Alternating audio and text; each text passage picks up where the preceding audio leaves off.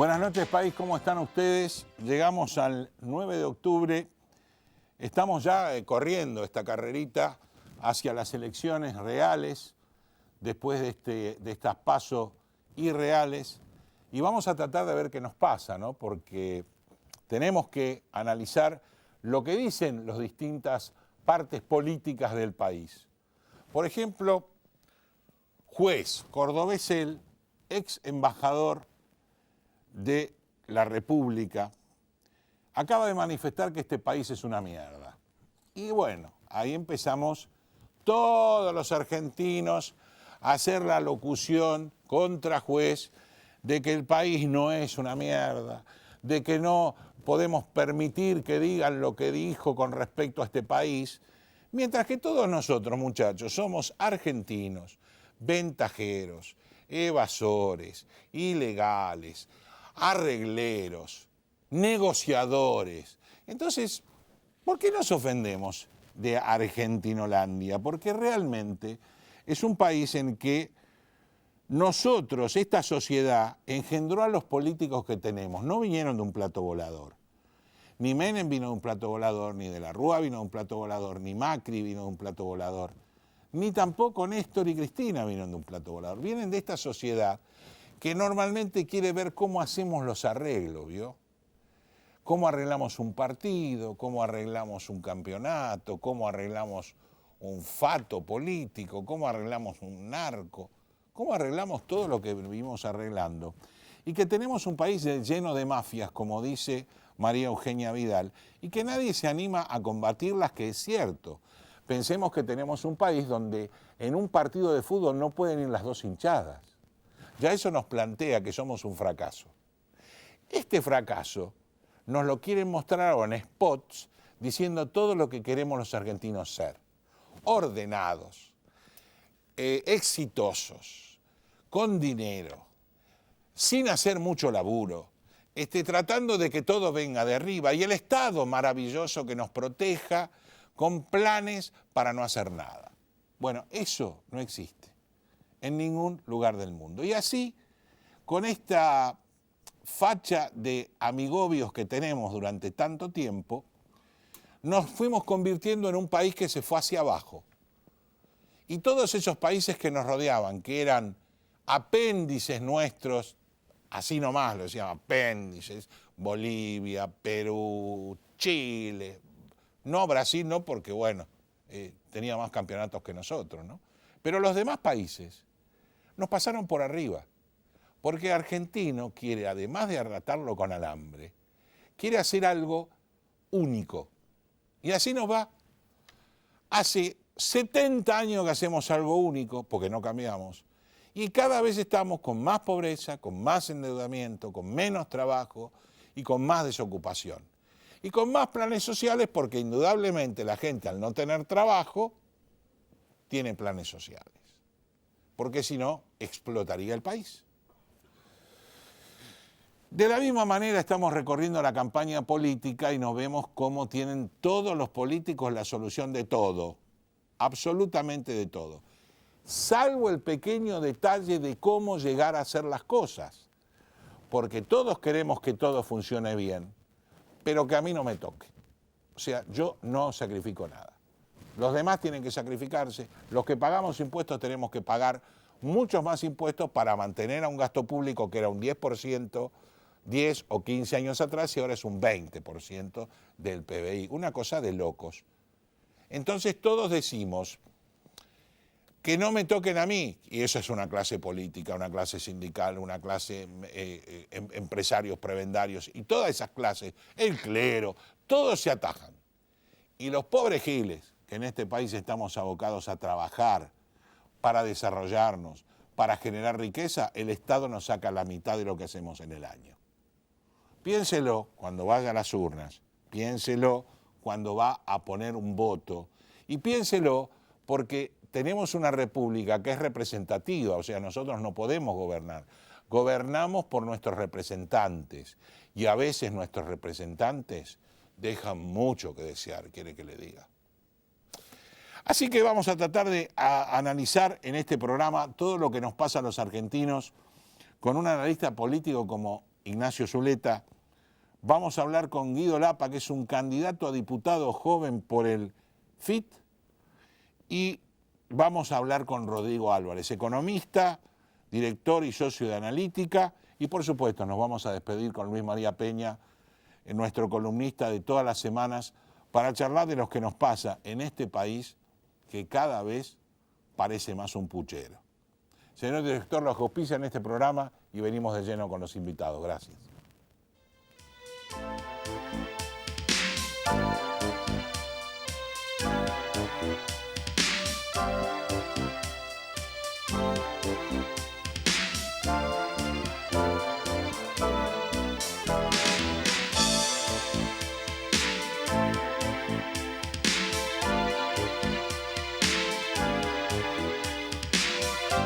Alianza Group nace ante la necesidad de contar con una empresa confiable para realizar tareas de remanejo de mercadería. Ofrecemos almacenaje, etiquetado, acondicionamiento, estampillado fiscal, armado de pedidos, estibaje, inventario, control de stock, promoción, paletizado y servicio de limpieza. Contáctenos al 011-2153-0857 o a info@alianzagroup.com.ar.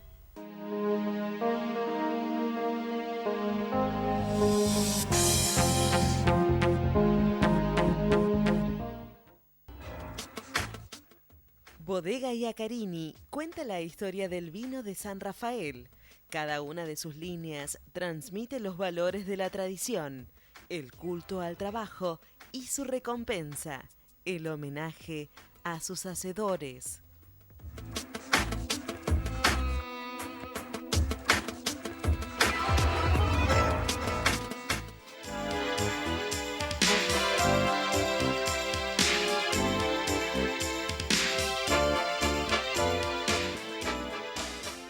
Bueno, estamos en el primer bloque del programa y lo dije en la apertura y vamos a estar con el mejor analista político que ustedes pueden escuchar y leer, Ignacio Zuleta. No exagero. Gracias por estar con nosotros, Ignacio. No exagere.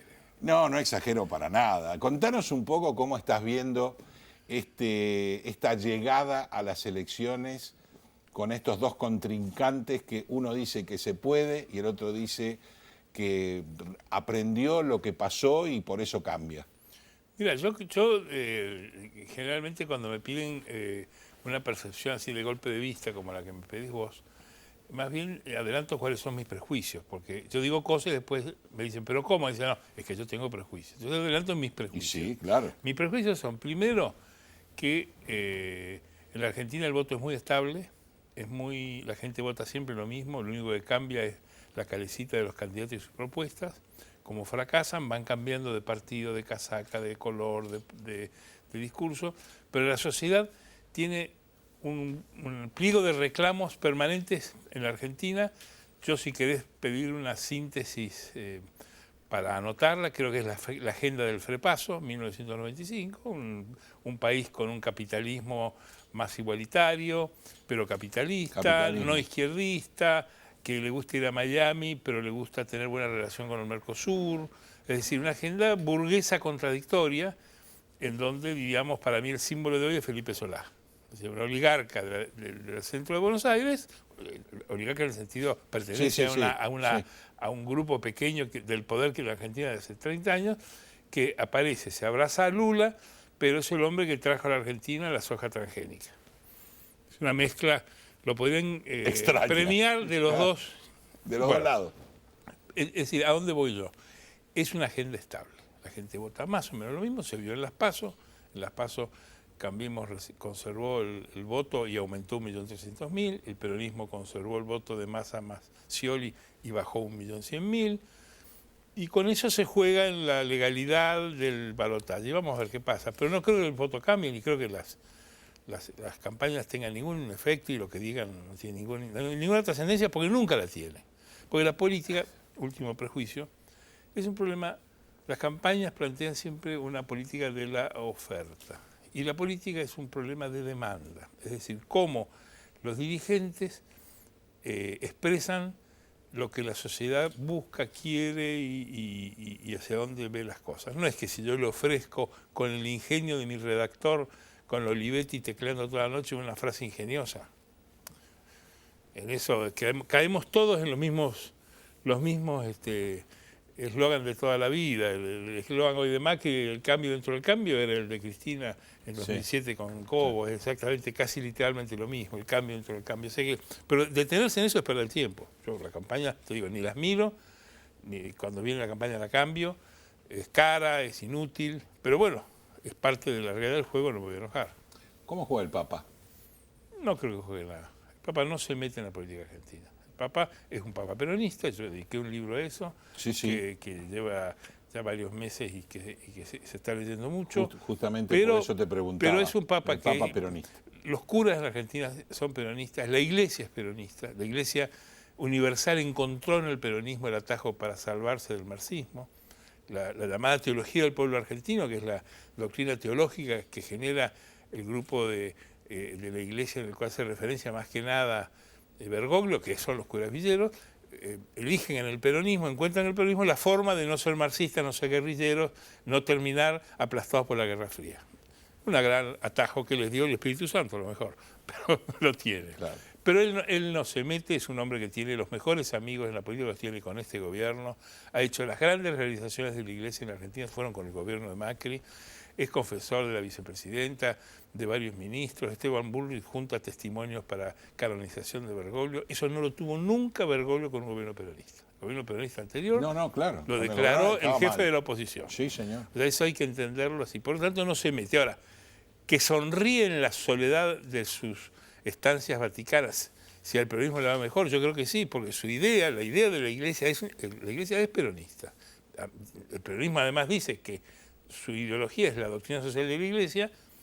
Yo no tengo por qué andar explicando más. Si los peronistas dicen eso y el propio Bergoglio dice que él es peronista y que le gustaría, lo digo en el libro, doy varios testimonios, a mí me gusta que haya gobiernos peronistas, dice. Y ahora, sus jugadas tácticas son de otro aborto, tipo. El tema aborto que es este un gobierno tema, lo puso en la palestra y el cómo tema aborto, yo actuó tenía con Bergoglio. Bergoglio tiene una visión sobre el aborto, que es que el aborto es un tema más de derechos humanos y de dignidad humana que de doctrina. En esto yo creo que eso explica la tibieza con la que la Iglesia y la resignación con la que la Iglesia fue al debate del aborto. Los católicos más ortodoxos se enojaron con la Iglesia. Nicolás Massot, que era el más vehemente de todos, decía: no puede ser que tengamos un papa que condena la minería a cielo abierta y no condena el aborto, porque no intervino en el debate local, que envió su gente a actuar, sí. Pero la derrota del aborto en el Senado se debe a los evangelistas, y se debe a la presión fuertísima de las iglesias evangélicas que se sumaron a la Iglesia Católica y lograron desmontar. El tema del aborto es un tema, yo tengo una opinión, no quiero irme hacia otras arrabales. Yo creo que la adhesión en la Argentina al aborto, especialmente de los jóvenes, es un tema no ginecológico, no es un tema que tiene que ver con los embarazos, ni tiene que ver con la doctrina, tiene que ver con la dignidad y la lucha por la libertad. Las manifestaciones masivas de los jóvenes, unánimes, 90% en cualquier encuesta, a favor del aborto, tiene que ver básicamente con una defensa de la libertad, de los derechos, de encontrar una bandera para rechazar la opresión, el mandato de los varones, de los padres, la desigualdad de la condición de la mujer. Y eso se encarna. Y la prueba, la hemos visto en una foto este fin de semana, que a Luján, los feligreses de Bergoglio que van a la predicación de Luján, algunos van con pañuelos celestes y otros con pañuelos verdes. Sí, es verdad. Y Grabois te decía, en pleno debate del aborto, yo tengo la mitad de mi gente que es verde y la mitad que es celeste. Te cierro la pregunta. Yo creo que es muy importante. Hubo candidaturas y elecciones en donde el voto verde fue muy importante. Córdoba. Córdoba aportó, el peronismo de Córdoba aportó la mayoría de los votos de diputados a favor del no al aborto en la Cámara de Diputados, en la votación que ganó el sí. y el éxito de Schiaretti en la elección, yo no lo descartaría que Mansur en Tucumán. Sí, Mansur declaró la legislatura provincia provida. Fue una votación de la legislatura de Tucumán. Claro. El fenómeno de esta Eso chica... sorprende Gómez Centurión también, el evangélico. Claro, del aborto. pero digamos, ahí yo no podía usarlo como ejemplo porque sacaba muy pocos votos. Le ganó a Esper. O sea, Le es ganó a bastante. Esper, no es pocos votos. Aborto mata inflación. Claro, O sea, pensá que Esper tiene una trayectoria impresionante y Gómez Centurión no. y una le exhibición, gana. y una exhibición pública tremenda. Terrible. Es una estrella de la televisión, es Sí. un artista de canales de televisión toda la Sí, noche. Por eso. El caso de la... Fue sorprendente lo ¿Cómo de se llama Gómez esta Centurión. modelo, esta animadora que está en televisión, que salió diputada se me escapa el nombre en este momento, que sacó el... La Nata.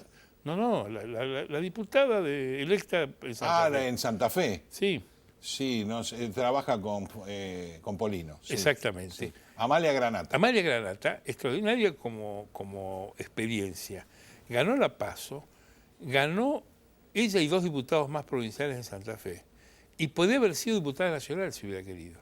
Sí, Si se hubiera presentado, sí. entraría. Si se hubiera presentado, sí. Y en una provincia extravagante como es Santa Fe, que en el año 2001 ganó el voto Clemente, el no voto en la elección de diputados nacionales de 2001, no te digo que si no era diputada nacional ahora, no la teníamos corriendo a la gobernación. Acordate que del CEL, Del CEL, que sí. es decir, políticamente, lo digo técnicamente, no moralmente, es un impresentable, Sí, sí, sí. no fue gobernador de Santa Fe por menos de 1000 votos. Sí, sí. Pegó en el palo. O sea que la tendríamos a Amelia Granata de gobernadora. Es infuturible, no se puede demostrar porque no fue candidata a ¿El diputada. peronismo tal como lo ves hoy unido es invencible? No, el peronismo se le gana cuando está dividido y el no peronismo está unido. Eso. Cada vez que en Argentina, si uno mira las elecciones que ganó el no peronismo, Alfonsín de la Rúa Macri, tiene que deducir que hay más votos no peronistas que peronistas, porque cuando encontraron un programa, un jefe, y encontraron un peronismo en estado de debilidad, le ganaron. Creo que está empatado. Yo creo que es un país dividido, el balotaje de O 2015. sea, tenemos una demostró. sociedad dividida en mitades. Como todo el mundo. El mundo es binario y lo va a ser más porque la informatización de la sociedad, la cibernética, favorece las situaciones sociales binarias. Pasa en Alemania, en Estados Unidos, México hubo todo un mandato donde decía López Obrador que había ganado y gobernaba el otro. Es decir, las sociedades empatadas son una consecuencia, es una hipótesis mía, de la informatización, porque como todas las personas tenemos hoy capacidad de saber todo y de incidir en la sociedad con enorme fuerza, cualquier posición, por extrema que sea, va a encontrar su réplica en la sociedad binaria. Antes, cuando había un sistema que solo reconocía a los objetos y las ideas prestigiosas de la sociedad y marginaba al resto, un loco, un extravagante que se hacía, diríamos, tomaba una posición muy extrema, no tenía un seguidor inmediato al lado, porque quedaba oscurecido en la periferia. Hoy no, hoy día un tipo dice una tontería y el otro dice, sí, me gusta la tontería y ya tenés dos. Es una hipótesis. Última pregunta. Hay que estudiarla. Claro, última Hay que pregunta estudiarla. y no menos importante. Estamos llegando hasta el primer gobierno no peronista que termina su mandato. Yo creo que sí, yo lo veo. Además, si uno mira las constancias objetivas de la situación en la Argentina, hay una crispación de quienes creen que la política se desarrolla en los estudios de televisión de la Ciudad de Buenos Aires. Uno recorre el país. Las calles mismas. Si uno compara lo que era la calle, la avenida 9 de Julio, que es donde había lío, que siempre está limitado a 2 cuadras, 2000 personas, que además, como aporte de Francisco y de Grabois, solo cortan la media calzada, con lo cual sigue el tránsito. Es nada al lado de lo que era la calle antes de 2015. ¿Te acuerdas lo que era la calle con los cuom, con los piqueteros de izquierda?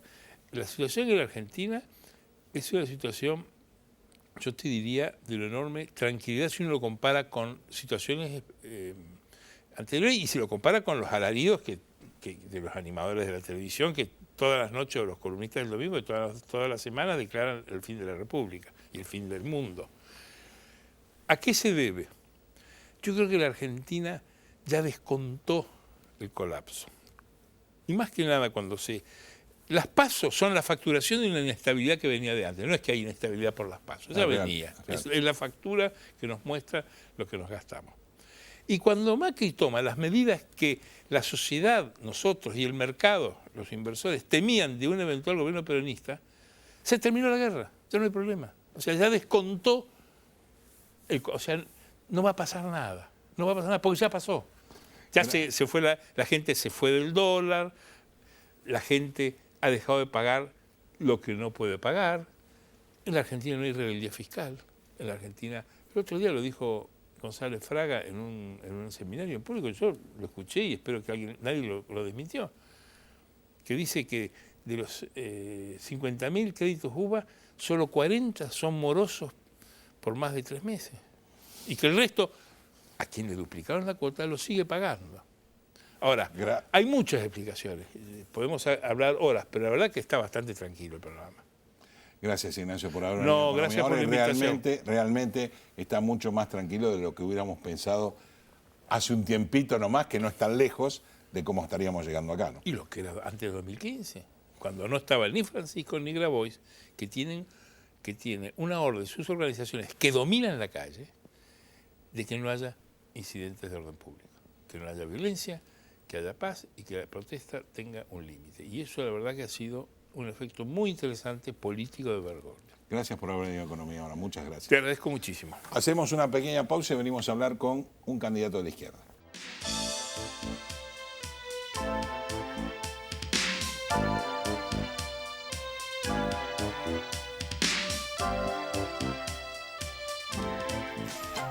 Oeste PAC, desde hace 20 años en zona oeste. Amplio horario de atención, desde las 8 hasta las 17:30 horas. Entregas a domicilio y envíos al interior. Contáctanos por teléfono, Facebook, WhatsApp o Twitter. Respondemos su consulta al instante. Gestión Tributaria Integral Sociedad Anónima. La optimización de los recursos tributarios son nuestro objetivo. Una vida de experiencia, brindando servicios y dando soluciones a empresas y organismos tributarios provinciales y municipales. Para más información, info@gtisa.com.ar. Bodega Iacarini cuenta la historia del vino de San Rafael. Cada una de sus líneas transmite los valores de la tradición, el culto al trabajo y su recompensa, el homenaje a sus hacedores.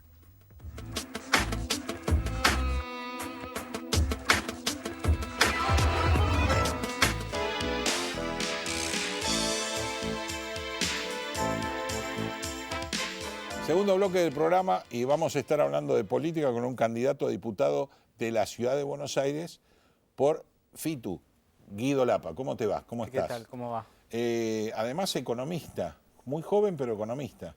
Economista y una maestría en finanzas. Estamos terminando la tesis. Bueno, contame, ¿por qué la izquierda mantiene divisiones que para mí son absurdas y pierde votos? Bueno, es un problema que nos plantea mucho y es un problema que creo a esta elección hemos llegado habiéndolo superado parcialmente. Porque el Frente de Izquierda Unidad, el FITU, es el frente más grande que conozca la izquierda en las últimas décadas.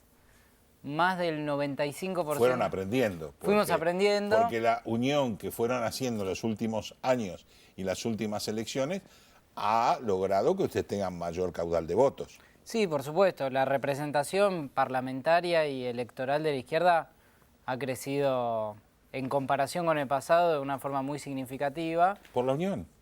En parte por la unión y, por ejemplo, en el caso de Salta, nosotros tuvimos una representación muy grande siendo exclusivamente el Partido Obrero. Es decir, que se combinaron algunos factores de evitar la dispersión electoral con la capacidad de la izquierda de interpelar y de ser un canal también de independencia política cuando los demás partidos son voceros de distintos sectores patronales. Entonces, los trabajadores y las trabajadoras de Argentina han encontrado en el Frente de Izquierda y ahora en el Frente de Izquierda Unidad un canal de expresión de una cantidad de reclamos que los otros partidos no escuchaban y no llevaban adelante. ¿Qué opinás del endeudamiento con el Fondo Monetario? Que es un tema que la izquierda normalmente insulta en todos los colores. Sí, bueno, como candidato a diputado de la izquierda y como economista me parece uno de los principales problemas que tiene el país, si no el principal. Creo que cualquier canal de desarrollo para la Argentina implica una ruptura con el Fondo Monetario Internacional y el cese del pago de la deuda externa. Porque... Ahora, te hago una pregunta, sí. Vos que además de economista estás en maestría en finanzas. Si no lo resolvías con deuda, o externa o interna, ¿cómo lo resolvías? Bueno, nosotros, nuestro plan de rechazo al pago de la deuda externa no implica de ninguna manera que la Argentina quede paralizada, sino que está asociado a distintas medidas económicas, por ejemplo, la nacionalización de la banca, porque si uno mira los datos, a veces hacemos planteos que parecen medio extraños, pero en realidad, si uno tiene la posibilidad de explicarlo como en este programa, seguramente la audiencia va a entender que es lo más razonable y lo más sensato frente a la crisis que atraviesa la Argentina. Por lo siguiente, a lo largo del gobierno macrista se han fugado más dólares de los que han entrado bajo la forma de la deuda con el fondo. Es decir, que la deuda con el fondo no solo del gobierno macrista. A lo largo de muchos gobiernos se han fugado dólares tremendamente. Hay una deuda externa. Claro, hay una deuda externa de argentinos en el exterior que quiere decir que el argentino no cree en Argentina.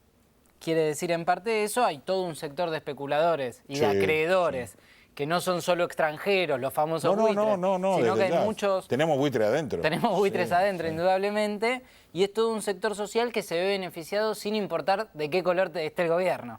Porque fue beneficiado con el gobierno anterior, fue beneficiado con este gobierno que está en retirada, y ya Alberto Fernández anunció que de acuerdo a sus planes para supuestamente salir del endeudamiento a la uruguaya, les va a seguir ofreciendo a estos buitres internos negocios fenomenales. Entonces, el planteo del Frente de Izquierda implica la ruptura con el Fondo Monetario Internacional y nacionalizar la banca como una forma de sostener el ahorro interno de la Argentina en la Argentina. Es decir, evitar la fuga de capitales. Cuando nacionalizás la banca, vas a tener el problema que hubo con el gobierno anterior que dijo Axel Kicillof que vamos a privatizar, vamos a nacionalizar YPF y no vamos a pagar nada, nos van a pagar a nosotros, terminamos pagando. Vamos a nacionalizar Aerolíneas Argentinas y no van a tener que terminar pagando, terminamos pagando. No te olvides que terminamos pagando todo lo que dijeron que no íbamos a pagar. Bueno, eso dijo Kicillof, pero el Partido Obrero... No puntualizando un sistema de gobierno, sino lo que dijeron contra lo que pasó. Ya sé, pero te digo... No veamos solamente lo que dijo Kicillof, sino veamos también lo que dijo el Partido Obrero. Que en cuanto anunciaron lo de YPF, salimos con un periódico impreso que decía una nueva reprivatización. Es decir, que ya habíamos visto, no porque tuviésemos la bola de cristal, sino porque analizásemos la realidad y las tendencias que operaban ahí, que en realidad el planteo del kirchnerismo, de la mano del energético, el planteo energético del kirchnerismo, no implicaba de ninguna manera un beneficio para el desarrollo del país, sino que era venderlo a otro postor. Entonces denunciamos desde el primer momento el pacto con Chevron, que sigue en la clandestinidad. El pacto oculto. El pacto oculto, eso es muy importante. Cambió el gobierno, está esta chica Laura Alonso en la Oficina Anticorrupción y no dieron publicidad a un tema tan estratégico para la Argentina como es el energético. Ahora Alberto Fernández, de la mano de Nielsen, que es uno de sus alfiles económicos, hablan de que Vaca Muerta va a ser la gallina de los huevos de oro. Sí. Pero finalmente va a implicar una malversación de los recursos estratégicos y naturales que tiene el país, como es Vaca Muerta, en beneficio de estos grupos extranjeros que finalmente no invierten y no le dejan nada. Entonces vos coincidís con Alberto, que no tienen que explotarse. No, yo creo que un gobierno de trabajadores... Porque vos decís grupos que no invierten. Vaca Muerta es una gran inversión a lo largo de todos los años. Gran inversión. Terrible inversión a largo plazo. Hay que ver, porque, por ejemplo... No, es que la explotación de Vaca Muerta implica eso. Implicaría, supuestamente, por eso te digo, un gobierno de trabajadores, ¿explotaría Vaca Muerta? Lo explotaríamos en beneficio de la independencia energética de la Argentina. Actualmente... Por eso mantienen el pacto en la clandestinidad, el pacto con Chevron, actualmente no sirve para eso. Vaca Muerta no está trayendo los frutos de los brotes verdes de los cuales hablaba el macrismo. Olvidémonos del brote verde. Está bien. Esos brotes verdes de cualquier manera nunca llegaron. Nunca llegaron, ni creo que va a llegar. Va a terminar el gobierno y no están los brotes verdes. Por eso. Y el otro nos hablaba del segundo semestre y Alberto Fernández nos pide un pacto de 180 días. Que es casual, porque uno puede usar una frase más marketinera u otra, pero está pidiendo el segundo semestre también. Está pegando un semestre, mucho más lógico que lo que pasó con Macri, que en su momento asumió, todos esperábamos un cambio real, de inmediato, y después hablamos del segundo semestre y no cambiamos nada. No, pero seguimos esperando el segundo semestre. Bueno, por eso no cambiamos nada. Bueno, de cualquier manera, ¿cuál es tu feeling con respecto a esta izquierda que se presenta más unida y que en realidad está luchando en una ciudad que es casi monopólica de poder? Porque estamos con la misma situación en la ciudad que pasó con el kirchnerismo en la nación. Llevamos el tercer gobierno consecutivo PRO y aparentemente nos está diciendo el cuarto y se nos acaba el tiempo, decime. Bueno, a ver, por un lado, Larreta plantea que la ciudad está blindada de todos los males que le ocurren al país cuando finalmente nosotros sabemos que no es así. Es mentira. Que a pesar de ser la ciudad y el distrito más rico de todo el país, en la ciudad de Buenos Aires hay una desinversión educativa muy fuerte, los hospitales se caen a pedazos y entonces la ciudadanía porteña sufre diariamente una política que no nos beneficia a los sectores mayoritarios. Eso por un lado. Entonces se encuentra frente a la posibilidad de perder la ciudad. Yo personalmente no creo que pase, pero que vuelva a repetirse un escenario de balotaje con un Macri en caída libre como está ocurriendo, no se descarta ninguna situación. La izquierda tiene un desafío en la ciudad, electoralmente, que es el de consagrar por primera vez en muchísimos años un diputado nacional, que está encabezado por Miriam Bregman y que va a compartir la banca con una compañera mía muy, muy importante en el movimiento de mujeres, como es Vanina Biasi. Y vale la pena mencionarlas porque son luchadoras que no aparecieron ahora en pos de una candidatura, sino que son luchadoras de una larguísima trayectoria. Pero además la izquierda, por fuera de las elecciones, tiene el desafío de encabezar a los trabajadores y a las trabajadoras de todo el país en una resistencia a lo que se viene. Porque así como no vinieron los brotes verdes, tampoco se va a venir de la mano de Alberto una situación de ninguna benevolencia para con los trabajadores. Ya se anuncia más ajuste, sabemos lo que implica la salida a la uruguaya. Entonces queremos ser un canal de referencia y un polo de atracción para resistir al gobierno de Alberto, para combatirlo y para poder de una vez por todas hacer que la crisis la paguen los capitalistas. Gracias, Guido, y yo te digo, de cualquier manera, si quieres salir al Uruguay es preferible a que salga la portuguesa, porque la portuguesa fue bastante peor. Gracias por haber venido a Economía. Muchas gracias a ustedes. Hacemos apenas una pausa y venimos a hablar de economía.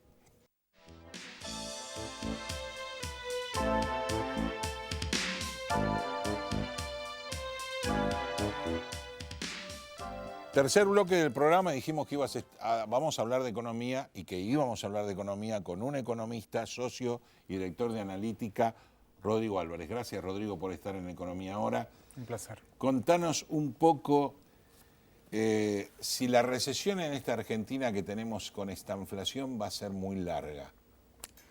Mirá, yo creo que lo que pasó después de las PASO fue que literalmente cayó un meteorito en la economía argentina y lo que estamos viendo ahora es la ola de polvo, la onda expansiva que generó ese evento, donde tuvimos un salto del tipo de cambio violento. Obviamente ese salto de tipo de cambio lo que genera, al igual que los saltos de tipo de cambio que tuvimos en 2018, es una aceleración inflacionaria, que es lo que estamos viendo en estos días, un impacto en el poder adquisitivo de las familias y en una economía que se moviliza básicamente a través del consumo, una caída marcada de la actividad que va a continuar en los próximos meses, y a esto se le suma que el gobierno puso sobre la mesa dos problemas que nosotros veíamos que obviamente iban a estar instalados en la próxima gestión, que tiene que ver por un lado con la renegociación de la deuda, tanto con el Fondo Monetario, porque el perfil de vencimientos es impagable. Es y era y va a ser impagable. Claro, En el fue programa, de entrada. fue de entrada, digamos, algo que el gobierno negaba, pero me parece que hoy es evidente. Y el otro tema es los vencimientos con el sector privado que requieren algún esquema de canje, no demasiado agresivo, razonable, pero canje al fin, ¿no? Eso por un lado. Y después el otro tema que creo que fue el gran talón de Aquiles de este gobierno, y creo que fue lo que le costó la economía o la gestión económica, y en definitiva lo que terminó costándole al gobierno, fue esa visión de que la economía argentina podía estar totalmente desregulada a los flujos de capitales. Muchos lo veníamos señalando desde el año pasado, cuando fue el primer salto de tipo de cambio allá de 20 a 23, 24, que era necesario regular, que la Argentina no es una economía que se pueda bancar estos niveles de salto de tipo de cambio, con un problema de fondo, que es un punto de partida, una inflación que en ese momento estaba en el entorno de 20, 30%. Ahora, digamos, este año vamos a terminar con 60% de inflación porque no hicimos las cosas que había que hacer en ese momento. Y ahora, obviamente, se regula, que creo que es una decisión lógica, razonable, que tomó la CUNSA, de poner un grifo para regular la salida de capitales financieros. Pero bueno, todas estas cuestiones lo que hicieron es estresar también el frente financiero, el mercado de capitales. Entonces, lo que vamos a ver, sin llegar a una crisis del sector financiero, porque lo cierto es que ese problema hoy no lo tenemos en Argentina, el sector financiero está muy líquido, pero también hay que decirlo, es irrelevante. El nivel de créditos en términos del PBI está líquido, pero con el Estado. Está líquido con el Estado y no hay crédito a la actividad. No hay ningún tipo tasa de interés muy alta. Es una economía que se mueve prácticamente, es una economía que se mueve con base caja, claro, ¿sí? Con los recursos del día a día. Entonces, esto lo que plantea es un escenario donde la economía probablemente este año caiga alrededor de 3%, después de haber caído 2,5% el año pasado, es decir, una recesión que ya lleva más de 6 puntos, alrededor de 6 puntos acumulados, y nosotros creemos que el problema es que en estos meses la contracción te va a dejar el nivel de la actividad en el último trimestre de este año muy abajo, lo que te augura que también el año que viene, digamos, cuando comparemos el promedio de la actividad económica en el 2020 contra el promedio de la actividad de este año, todavía también más. Que sea más ¿Y bajo. qué se debería hacer como para empezar a dejar de caer? Bueno, lo primero que para dejar de caer, no sí, te hablo de progresar. Acá nosotros en la consultora analítica nos analizamos varias economías, 6 economías que han, digamos, sin entrar en detalle para no marear, los rasgos que tienen que tener las economías que logran... ¿Por regiones? Sí, en el mundo, que han logrado crecer partiendo de escenarios parecidos a la Argentina, bajando la inflación. Porque estamos, digamos, el primer consenso que tiene que haber es que con una tasa de inflación del 60% nada es viable y la economía no puede crecer. Digamos, si no entendemos eso, vamos mal. Entonces, el foco de la política económica tiene que ser bajar la inflación, salir de un régimen de inflación del 60% y pasar a un rango un poco más tolerable de un 30-35% de inflación. ¿Qué han hecho las economías que han logrado esto? Primero tienen 4 elementos o cuatro hechos o herramientas o recursos que le han permitido esto. El primero, partir con un tipo de cambio más o menos razonable, que la Argentina lo tiene. El segundo elemento es continuar con una política monetaria dura, y esto implica, obviamente, vos me vas a decir, bueno, ¿qué hay que hacer con las empresas que hoy no tienen crédito? Yo creo que ahí vas a un mercado de crédito segmentado, donde la tasa de interés sigue en nivel alto para que los ahorristas no corran al dólar, y el gobierno empieza a restaurar líneas que se dejaron de fomentar, como las líneas de financiamiento productivo, que implican que los bancos van a tener que acompañar este proceso con tasas un poco más bajas que las subsidiar tasas. Subsidiar tasas, exactamente. Y el tercer elemento es una política fiscal lógica, buscar un superávit de alrededor de 1 punto del PBI, que eso requiere alguna medida de ajuste fiscal adicional. Este año terminaremos con medio punto de déficit, con lo cual implica continuar con esta política de ajuste. Acá no se le puede dar a la maquinita para financiar los vencimientos. No, porque fomentás, claro, otra vez generas inflación. Exactamente. Y el cuarto elemento es la economía del año que viene, producto de esta contracción, la contracción económica tiene un lado muy negativo, pero un lado positivo para la coyuntura argentina, que es que va a demandar pocos dólares de importación. ¿Sí? Sí. Entonces eso va a generar un excedente comercial importante, básicamente porque la Argentina está sumida en una crisis. El PBI en dólares pasó de 650.000 millones de dólares a 380.000. Entonces esto implica menos compra de bienes en el exterior. Ese excedente de dólares que el año que viene nos va a servir para balancear la cuenta en dólares, si la economía empieza a crecer, requiere financiamiento externo, porque las economías que crecen, las economías como emergentes como la Argentina, necesitan importar, necesitan financiar consumo del exterior, necesitan maquinaria y equipo, y esto implica que rápidamente una situación de excedente, cuando la economía pase un PBI de 450.000 millones, 500.000, si soñamos pero un ¿y poco... si vas al default?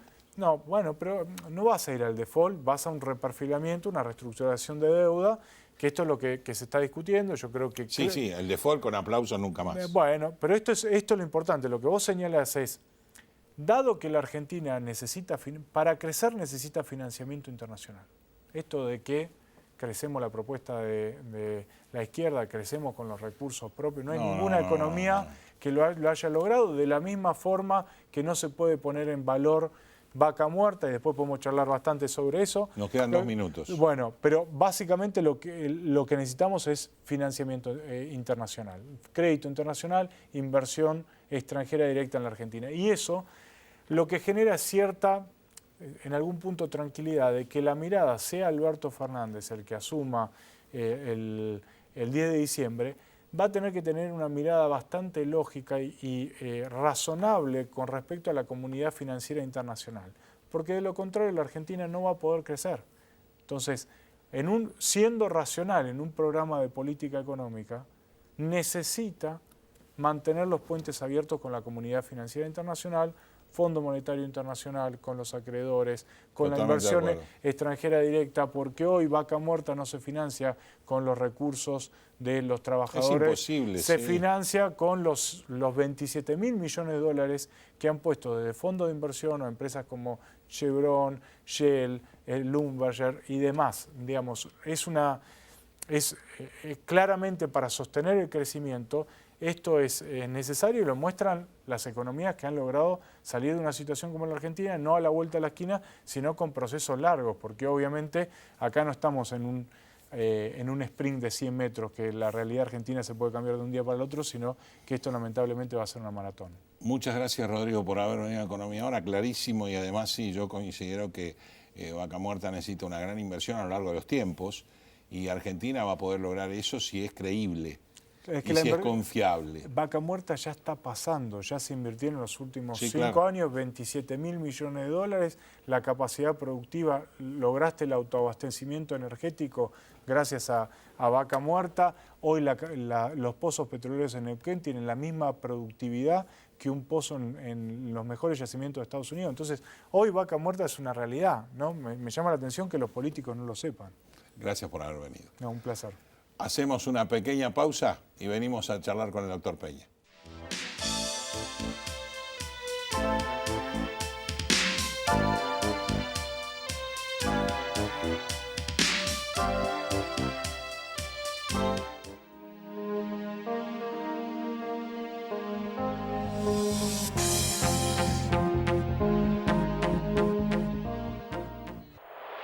Gestión Tributaria Integral Sociedad Anónima. La optimización de los recursos tributarios son nuestro objetivo. Una vida de experiencia, brindando servicios y dando soluciones a empresas y organismos tributarios provinciales y municipales. Para más información, info@gtisa.com.ar. Bodega Iacarini cuenta la historia del vino de San Rafael. Cada una de sus líneas transmite los valores de la tradición, el culto al trabajo y su recompensa, el homenaje a sus hacedores.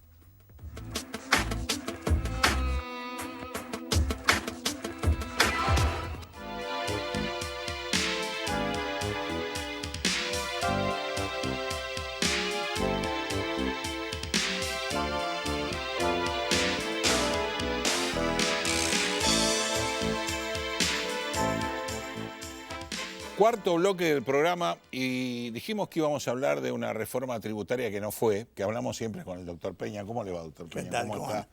Pero ahora salió lo novedoso de cómo resolver el problema de las arcas del país, que dijo Alberto Fernández que iba a resolverlo con el aumento de la tasa de bienes personales. Un impuesto que Macri había dicho que lo iba a retirar, que a los que habían pagado bien en términos les condonó 2 años, ahora venimos con tasas menores, pero Alberto Fernández dice que con eso va a resolver el problema.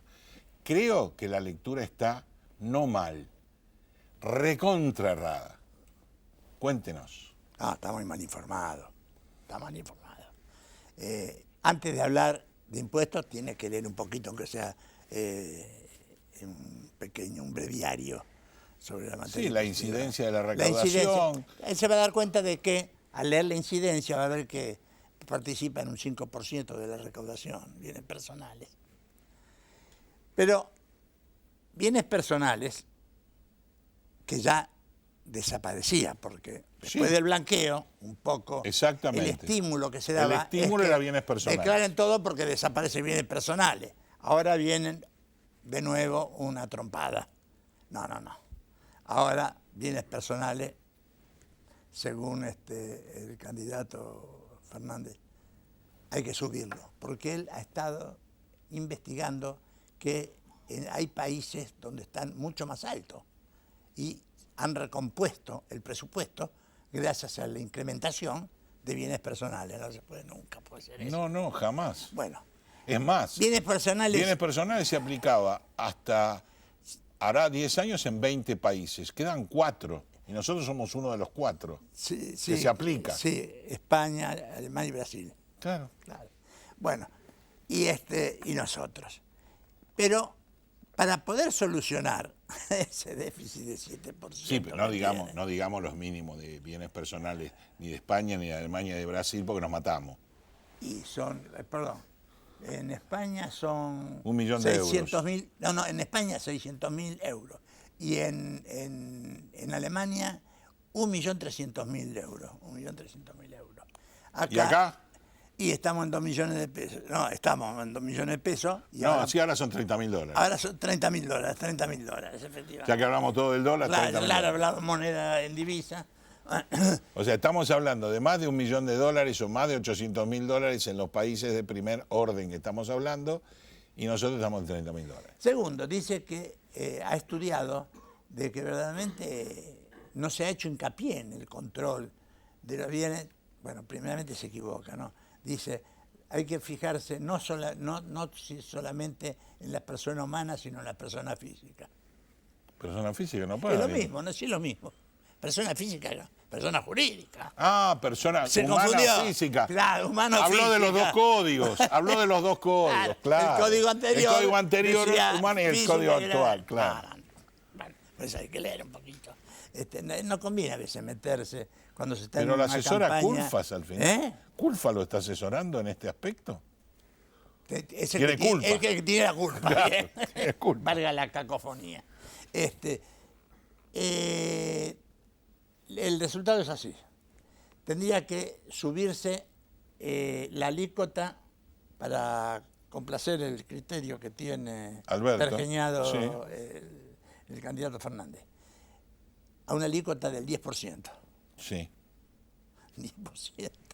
No se ría, doctor. 10%. Si usted calcula que tiene un departamento alquilado y cobrar a lo largo del año el 3%, él le va a cobrar el 10%. Claro, o sea, usted va a tener que vender bienes para pagar el impuesto. Con lo cual vamos derecho a la rebelión fiscal. Claro. Claro, igual, derecho. No lo paga nadie. No, derecho, sí. Aparte, hay dos cosas que no han tomado en cuenta. Primeramente, que lo que nadie se anima a tocar son las grandes ganancias. Sí, lo hablamos 1000 veces. Sí. 1000 veces. Las grandes ganancias en los países... de los bancos, de las compañías de seguro, de las compañías financieras. No, esa no se toca. Y en los países de primer nivel están en grandes ganancias con grandes diferencias de tasas. Claro, y las multinacionales. Por eso en todos los actos aparecen siempre los grandes empresarios, los que monopolizan la central industrial, etcétera, etcétera. Segundo, una cuestión. Si nosotros lo que queremos es tratar de nivelar un poco, quitar el hambre a los de abajo y nivelar a la clase media y media baja, ¿cómo va a subir por bienes personales? Sí va a desaparecer bienes personales y ahora resulta que va a ser el guadañazo peor de todos. El impuesto líder. No, esto es increíble. Hay que leer para creer. Bueno, pero en definitiva, y a mí me encanta que empiecen a decir los cómo, porque en los cómo están los agujeros, de todos, ¿eh? No solo Alberto como resolver el problema del hambre, que creo que se equivocó también. Y Kicillof decir de... Bueno. No, falta que diga, y bueno, no hay trabajo, vamos a poner un prostíbulo de menores, pero es momentáneo para ir paliando la situación. La situación, claro. Porque y si no te ande prostíbulo, vende droga. Claro, total, no hay problema. Claro, vendemos droga y con eso puchereamos. Claro. Bueno, pero están diciendo los cómo. Bueno, ojalá que sigan diciendo los cómo, porque tenemos todavía que pensar un rato largo antes de votar. Y si nos siguen diciendo los cómo, vamos a ser cómplices de lo que votemos. Claro. Se criticó mucho el que no se digan los cómo. Y ahora criticamos, como dicen los cómo, porque no pegan una. Es decir... Igual hay que exigir, tanto a unos como a otros, que me digan cómo. A mí, Argentinolandia, yo no la compro más. No. Que me digan cómo, porque todos, cuando vos escuchás los discursos, todos queremos que los ancianos estén cuidados, que los chicos no tengan hambre, que la cultura sobresalga, que el desarrollo del país y los científicos sea maravilloso. El deber ser. Claro. ¿Quién va a estar en contra de eso? Ahora, cuando decís cómo, todo no se da. No se puede dar todo. No, pero hay una cuestión. Si hay un impuesto que, entre paréntesis, es el peor de todos, porque cuando uno paga bienes personales, es porque tiene bienes personales con los cuales ya ha pagado el impuesto. Claro. Y después, es increíble. Y lo paga ahí, lo paga después con el cheque también y demás. Podría haber un poco más de ingenio y decir, no vamos a inspeccionar a la persona física humana, ¿no? Sí. Los años no acostumbraron. Para algo están las grandes evasiones en las grandes empresas, pero nadie se mete con las grandes. Ni hasta ahora, ojo, ni está en los programas del después. Gracias, doctor Peña. Sí, es interesante, ¿eh? Hay que cambiar, no hay ninguna duda. Vamos a cambiar y nos vamos al arte nuevamente, como todos los programas, por supuesto con Unsueta Collection, y tenemos esta obra de Ricardo Carpani, que no tiene nombre. Ricardo Carpani sí tiene nombre. Nació el 11 de febrero de 1930 en Tigre, provincia de Buenos Aires. Su familia se mudó a Buenos Aires en 1936, donde Carpani terminó sus estudios secundarios. Luego comenzó a estudiar Derecho, pero pronto lo abandonó y se dedicó de lleno a los 20 años a la pintura. Viajó a París, Francia, donde primero fue modelo de artistas y luego artista. Volvió a Buenos Aires en 1952 y estudió un año con el maestro Emilio Petoruti. Su primera exhibición de arte tuvo lugar en 1957 y en 1969 conformó el grupo Espartaco junto a Sánchez y Mario Molari. Por supuesto, es una hermosa obra de Ricardo Carpani que nos la brinda Unsueta Collection y que, como nos acompaña todas las semanas, nos da un cacho de cultura que no le hace mal a nadie y en este país a veces falta mucho, ¿no? Los espero, estamos corriendo las últimas 2 semanas antes de votar y piense su voto. Estamos en los cómo y estamos en los nunca. Así que la semana que viene seguimos charlando. Buena semana para todos.